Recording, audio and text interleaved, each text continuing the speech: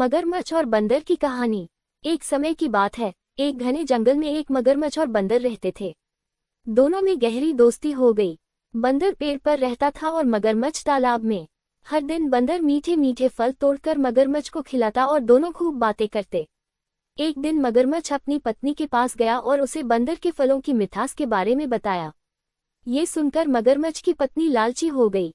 उसने कहा, अगर यह बंदर इतना मीठा फल खाता है तो उसका दिल कितना मीठा होगा। मुझे उसका दिल चाहिए। मगरमच्छ अपनी पत्नी की बात मान गया। अगले दिन उसने बंदर से कहा, दोस्त, मेरी पत्नी ने तुम्हें अपने घर खाने पर बुलाया है, चलो मेरे साथ तालाब के उस पार। बंदर खुश हुआ और मगरमच्छ की पीठ पर बैठ गया।